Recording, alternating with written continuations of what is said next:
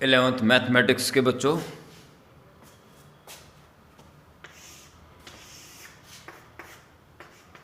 इस बात से एक्स एक्सिस वाई एक्सिस से अच्छी तरह रूबरू होंगे आप इन 2D situation. It is a curve, कैसा भी हो सकता है। एक आदमी इसके ऊपर चल रहा है,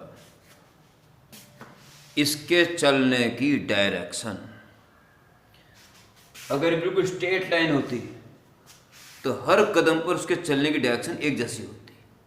वो इंक्लाइंड प्लेन अगर 30 डिग्री एंगल बनाता तो हमेशा ही एक्स एक्सिस से 30 डिग्री एंगल बनाते हुए चलता रहता। ये स्ट्रेट लाइन नहीं है।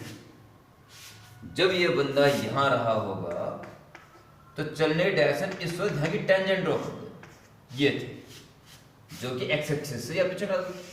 ये डायरेक्शन बनाते हुए या ये डायरेक्शन बनाते हुए चल रहा था। उसका अगला कदम पड़ते इसकी डायरेक्शन चेंज हो जाएगी। जो यहाँ आ जाएगा यहाँ की टेंजेंट ये हो जाएगी, इस जगह ये है। जब वो यहाँ पहुँचेगा तो ये होगी। वो जब जब जहाँ जहाँ होगा तब तब वहाँ वहाँ उसके चलने की डायरेक्शन उस पाथ के टेंजेंशियली होगी उस इंस्टेंट पर। प्यारे बच्चों, ये चलने की डायरेक्शन यानी कि स्लोप कैसे निकलेगा? यानी कि tan थीटा पढ़ चुके ना स्ट्रेट लाइन में, स्लोप tan थीटा कैसे निकलेगा? प्यारे बच्चों, टेंजेंट जो होती है बहुत ही छोटे से पार्ट को, किसी भी कर्व्ड पार्ट का जितना छोटा हिस्सा लेंगे वो स्ट्रेट ही माना जाएगा। और उस स्ट्रेट पार्ट को बोथ साइड प्रोड्यूस कर दो, इट बिकम्स टेंजेंट। अगर आप इस पार्ट को दोनों तरफ एक्सपेंड कर दो, ये टेंजेंट बन जाएगी। यानी कि दिस वेरी स्मॉल पार्ट,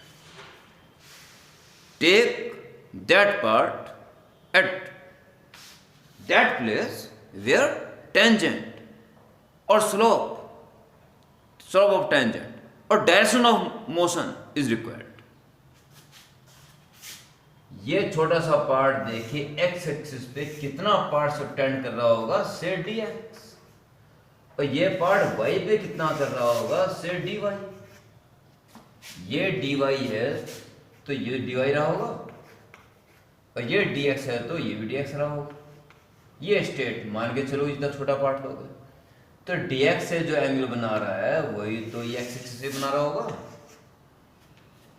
तो tan theta perpendicular upon base dy upon dx, dy by dx actually tan theta, यानी कि स्लोप यानी कि डायरेक्शन जिस आपने स्ट्रेट लाइन में स्लोप के नाम से पढ़ लिया, आज इस वीडियो में उसी डायरेक्शन को आप dy अपॉन dx के रूप में पढ़ोगे। ये tan थीटा ही है, ये टेंजेंट की या स्ट्रेट लाइन की स्लोप ही है, परंतु ज़्यादा फायदेमंद है।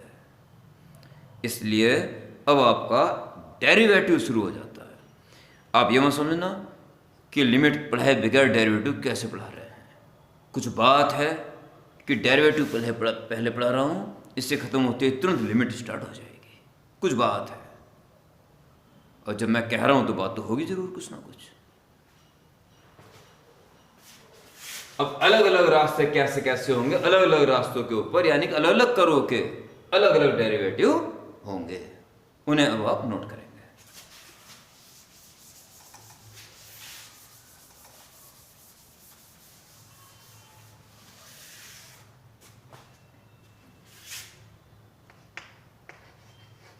If y is equal to x raised power m, dy by dx is n into x raised power n minus 1। y का डी अपॉन डी एक्स करने का मतलब है कि हमने उसका डेरिवेटिव कर दिया, अर्थात हमने इस कर्व का स्लोप निकाल दिया जनरली किसी पॉइंट पे। ठीक है, स्लोप को शो कर रहा है। अब चाहो तो y को लिखो ही मत, डी अपॉन डी एक्स और y कर डायरेक्ट रख दो, ऐसे लिखने का दूसरा तरीका, डेरिवेटिव ऑफ वाई ना, वाई केवल सीधे रख दो, यानी एक्स की पावर एन का डेरिवेटिव, बात तो की is n into x raise power n minus, y को लाओ मत बीच में, सीधी वाई की वैल्यू रख दो डायरेक्ट। ये बोलने में आसान रहेगा, derivative of x power n is n into x power n minus one. तो मैं शॉर्ट फॉर्म में लिखता हूं सारे फॉर्मूले, derivative of e raise power x is same, सबसे आसान फॉर्मूला यही रहता है इसका derivative, derivative of a raise power x, प्यारे बच्चों ई एक्सपोनेंशियल है, ई फिक्स ई ही है, जबकि ए 1 10 50 ई कुछ भी हो सकता है, ई पर्टिकुलर है, ए जनरल है। ओके, ए पावर एक्स का डेरिवेटिव ए पावर एक्स ही होगा, साथ में लॉग ए बेस ई और आ जाएगा formula. Derivative of log x का डेरिवेटिव आंख बंद करके 1/x, जनरल बेस ई होता है, ठीक है। परंतु अगर ई के अलावा कुछ और बेस हुआ,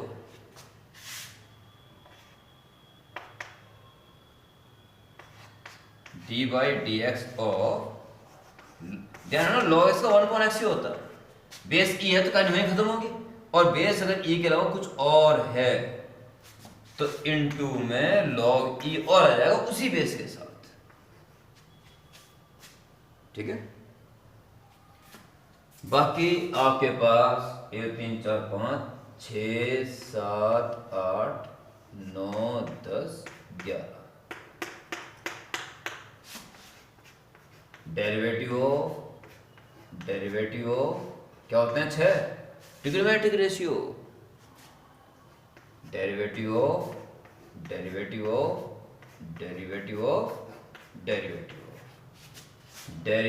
of sine x, derivative of cos x, derivative of tan x, derivative of sec x, derivative of cot x, derivative of cos x. प्यारे बच्चों ये 11 फॉर्मूले हो जाएंगे, ये आपको याद होने चाहिए, ठीक है। साइन एक्स का कॉस एक्स का minus sine x, tan x का sec square x, sec x का sec x into tan x, cot x का माइनस कॉसेक स्क्वायर एक्स, और कॉस एक्स का माइनस कॉसेक एक्स कॉट। प्यारे बच्चों ये 11 फॉर्मूले, नंबर 1 तो आप अपने एक पेज में इन फॉर्मूलों को लिख के याद करके ग्रुप में डाल देंगे, डीडी मैथ्स के नाम की जो आपका ग्रुप बना हुआ है। दूसरा, अब भगवान ने चाहा तो शायद 12th में भी आप पढ़ते रहोगे, 12th के एंड तक ये फॉर्मूले आने का बस एक दिन होता है, वो दिन आज आ गया। मैं आप लोगों में से किसी को भी किसी भी वक्त फ़ोन करके कोई सा भी फॉर्मूला पूछ सकता हूँ, ठीक है। यहाँ सज़ा का भी एक, पनिशमेंट का भी एक सिस्टम होता था, ऑनलाइन में भी कुछ ना कुछ प्रबंध निकल जाएगा, ठीक है। और मैं चाहता हूँ पनिशमेंट की कोई बात ही ना हो। और वैसे भी आप, मैं क्या, 3 ही बच्चों मैथ्स में इस समय हैं, तो तीनों बच्चे पूरा भरपूर काम कर रहे हैं, कोई बात भी नहीं ऐसी। परंतु मैं अब किसी भी टाइम आपसे कोई सा भी फॉर्मूला पूछ सकता हूँ, ये बहुत ज़रूरी है। और 12th में ये और ज़्यादा ज़रूरी हो जाता है फिर, ओके, क्योंकि 12th में डिफ्रेंसिएशन कंटिन्यू है। ये फॉर्मूले आप नोट कर लेंगे, उसके बाद कुछ पॉइंट्स और नोट करना है।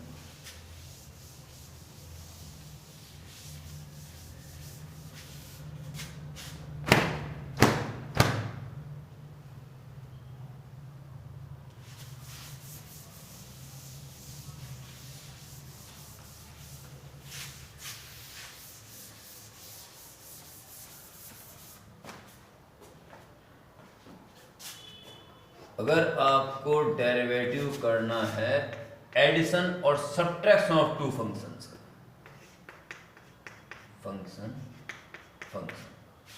फंक्शन उसे कहते हैं जिसमें एक्स या वाई दोनों में से कोई एक भी या दोनों आ रहे हो, अदरवाइज वो कांस्टेंट होगा, A B C M N ये सब कांस्टेंट होते हैं। जब दो फंक्शंस के एडिशन या सब्ट्रैक्शन का डेरिवेटिव करना है तो आप आंख बंद करके इसका अलग कर दो, इसका अलग कर दो विद सेम से। डेरिवेटिव ऑफ एफ एक्स अलग हो जाएगा, बीच में जो साइन है वही आ जाएगा, और डेरिवेटिव ऑफ, ये विशेष नोट्स आपके लिए, ऑफ जी, यानी कुछ फंक्शन ऐड हो रहे हैं या सब्ट्रैक्ट हो रहे हैं तो आप इंडिविजुअली इनको अलग अलग कर सकते हो, पर ऐसा भूल के भी प्रोडक्ट और डिवीजन में नहीं करोगे। दो या ज़्यादा फंक्शन इनटू में हो या डिवाइड में हो तो आप उनका अलग अलग डिफ्रेंसिएशन नहीं कर सकते, अलग अलग आप केवल प्लस और माइनस में ही कर सकते हो। ध्यान रखेंगे इस बात का।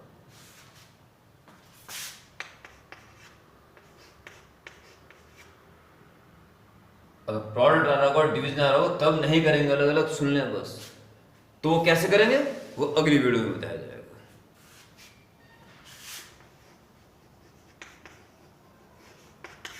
कांस्टेंट का डेरिवेटिव, एक्चुअली बच्चों dy बाई डी एक्स आपने देखा था, dx x में जरा सी चेंजिंग और dy का तो y में जरा सी चेंजिंग, और जरा सी चेंजिंग इन कांस्टेंट, कांस्टेंट में कहे की चेंजिंग, कांस्टेंट तो कांस्टेंट है, no changing, so zero.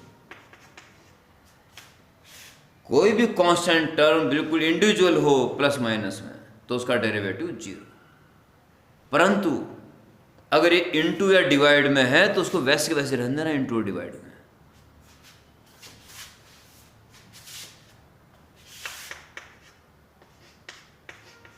Derivative of किसी फंक्शन का डेरिवेटिव करना है, sine theta cos theta log S किसी का भी, और इनटू में कोई कांस्टेंट है तो ये कांस्टेंट ऐसे के ऐसे रहेगा इनटू में, डिवाइड में तो डिवाइड में रहेगा ऐसे के ऐसे, इसका डेरिवेटिव करो एफ डैश, मतलब डेरिवेटिव ऑफ एफ।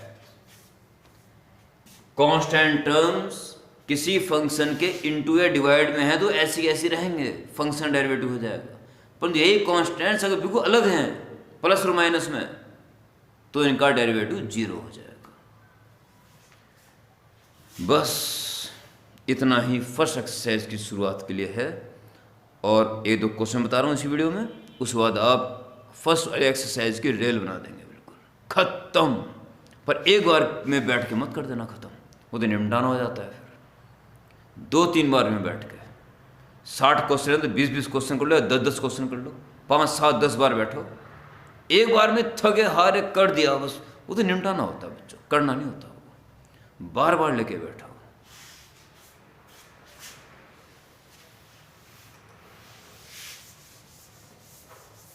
अपने अपनी बुक के हिसाब से कर देंगे।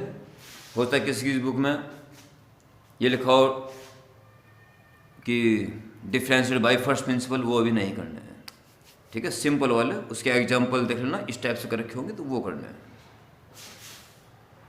जिस हिसाब से मेरे पास बुक है एक, और उसमें जैसा कि मुझे दिखाई दे रहा है लिमिट के क्वेश्चन शुरू हुए, और ये लिमिट के सुनते रहना मेरी बात को, कदाचित ऐसा ही आपकी बुक में भी हो।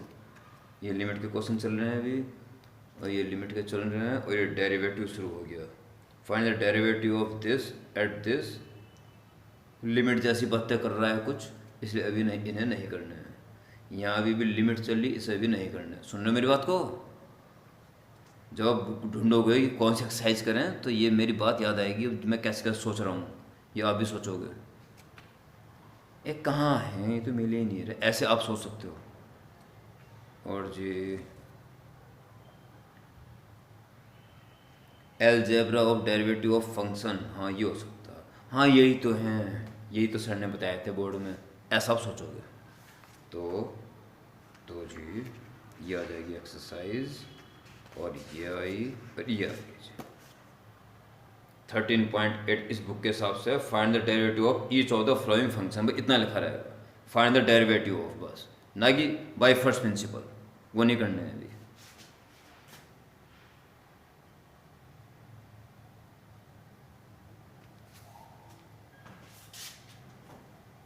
क्वेश्चन नंबर 1, s की पावर 7 का डेरिवेटिव करना है, इसका डेरिवेटिव पहले फॉर्मूले के बेस पे 7 आगे आ जाएगा, x की पावर 6 हो जाएगी, आंसर। ये फर्स्ट का ए पार्ट था, सेकंड का ए पार्ट, आपको डेरिवेटिव किसका करना है, x³/3 - 2x² + 6x - 3 का करना है। 3 डिवाइड में तो इसे बिल्कुल नहीं छेड़ोगे, x³ का फर्स्ट फॉर्मूले के अकॉर्डिंग 3 आगे आ जाएगा, x² रह जाएगी, -2 इंटू में बिल्कुल मत छेड़ो उसे, x² का 2 आगे और x² 1 रहेगी, +6 इंटू में बिल्कुल मत छेड़ो, x का 1, हाउ 1 पावर आगे आएगी और x² 0, वही 1 हो जाएगा, और माइनस कॉन्स्टेंट भी अलग थोड़ा गया, 0 कैंसिल, x² - 4x + 6 बन जा 6, आंसर। पता है वाला क्वेश्चन है कुछ। 5वें का ए पार्ट, चाहो तो ऐसे लिख सकते हो, y मान लो उसको, फिर डिपेंडेंस निकाल दो, या सीधा डिपेंडेंस लिख दो। अब तो समझे होंगे बात को। 2x - 1/x होल स्क्वायर, इसका नहीं कर सकते, ठीक है। तो पहले y को ही सिंप्लीफाई कर रहे हैं, जब तक इंडिविजुअल ना हो जाए और आप अलग अलग पार्ट का डेरिवेटिव ना कर सकें। Squaring 4x² + this square -2 into a, 2x into 1/x, simplification continue, 4x² x/2 ऊपर जाके -2 और -4, ऐसा कैंसिल। अब आप हर टर्म का डेरिवेटिव कर सकते हो, देयर dy/dt। अब आप डेरिवेटिव करना शुरू करोगे, अभी तक सिंप्लीफिकेशन चल रहा था, तो 4 इंटू x/2 का 2x प्लस -2 आगे आ जाएगा, और x की पावर -2 - 1 -3, और कांस्टेंट का 0, यानी कि 4 2 जा 8x - 2 x/3, या नीचे आगे प्लस 3 हो जाएगा, बस इज द आंसर। बेहद आसान है, हद से ज़्यादा आसान है, बहुत ही ज़्यादा आसान है। 18वें का फोर्थ पार्ट, जैसे कि मैं देख रहा हूँ, फंक्शन है 5 sec x + 4 cos x, इसलिए मैं इसका डेरिवेटिव आराम से कर सकता हूँ। 5 तो इंटू में छेड़ूंगा नहीं, sec x का होता है sec x tan x + 4 cos x का होता है -sin x, आंसर। अब बताओ तुम्हें और क्या बताऊं उससे ज्यादा, कर लोगे, धड़ाक से उड़ा दो, बढ़िया तरह से कर लो। फॉर्मूले हर पल याद रहें, खतरनाक मामला है, यहाँ लापरवाही नहीं चलेगी। किसी भी बच्चे से किसी भी वक्त फ़ोन करके फॉर्मूला पूछ लूँगा, इतना ज़रूरी है ना याद करना। Good night.